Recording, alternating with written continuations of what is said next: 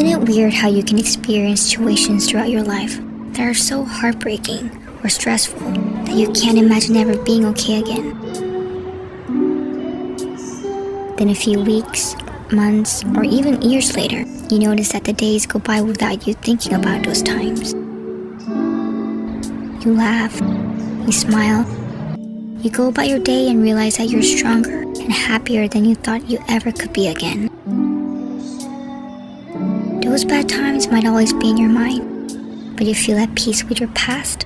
The memories that come back don't punch you in the heart like they used to. You realize that you are, in fact, as strong as everyone was saying you were at the time, and that you would in fact get through what you went through. Isn't it amazing how much we can change, how much we can learn, and how much we can grow? By Charlotte Freeman.